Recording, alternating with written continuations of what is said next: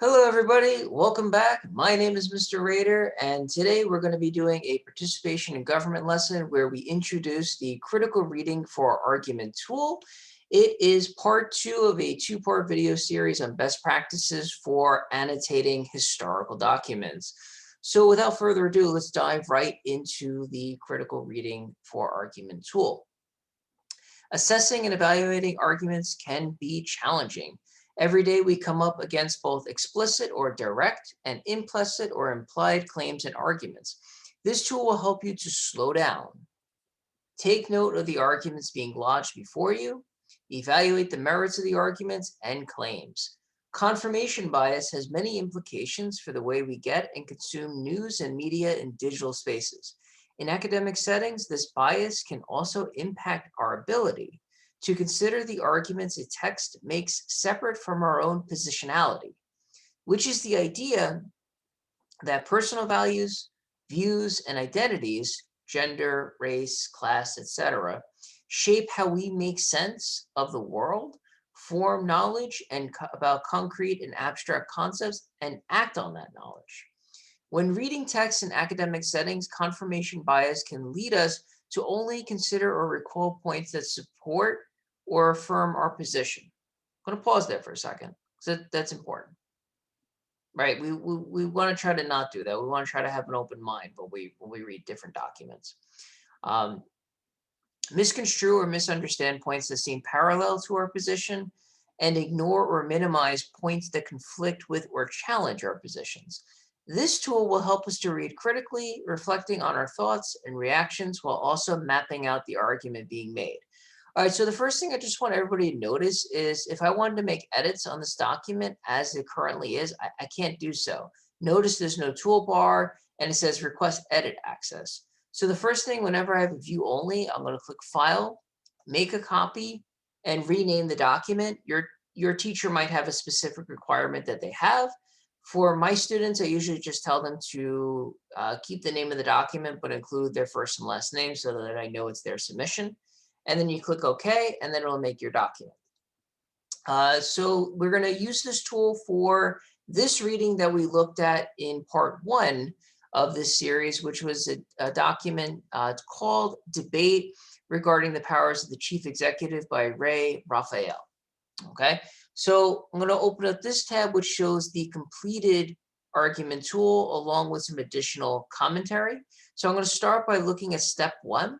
Step 1 you should do before you actually dive into the primary or secondary source is to help you think about the sourcing information and where the document is coming from.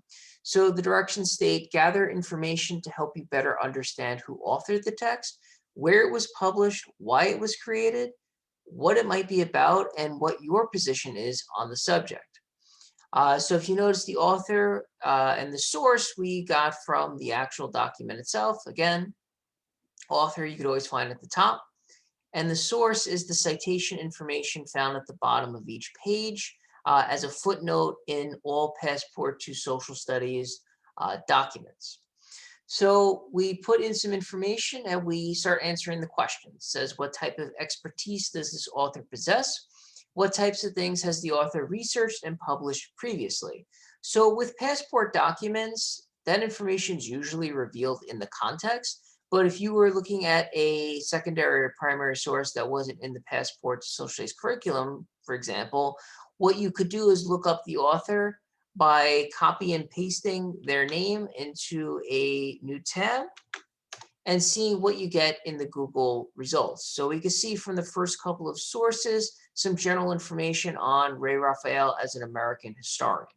So I'm going to go back into our document. And let's take a look at the next question. So under sourcing, it says, to what extent is the source that published this text reputable and credible? What appears to be the aim of the source?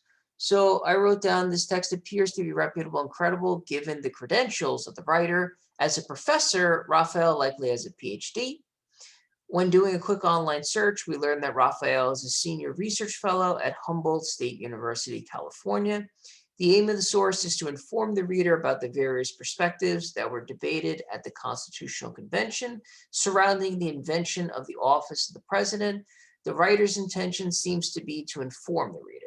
So they're not really trying to persuade us to really necessarily think in a particular kind of way, but to give us information about how the delegates themselves who were at the Constitutional Convention felt and what their positions actually were.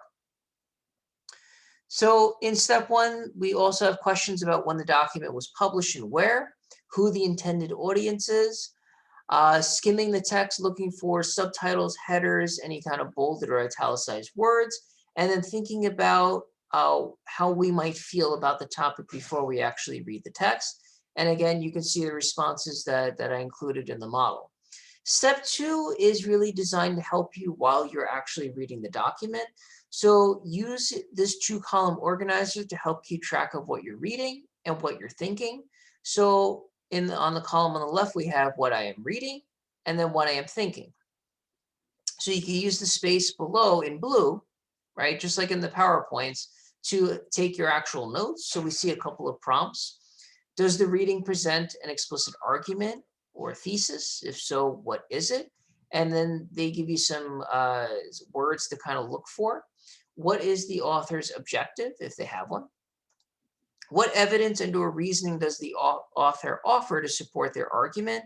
So just to keep things simple, I took one quote from the document and then included a brief explanation. And when you look on the column on the right, it's really to help you kind of think about like what you're thinking, what kind of connections you can make, either self to text or text to world, things that you've seen before. And then step three is to put it all together.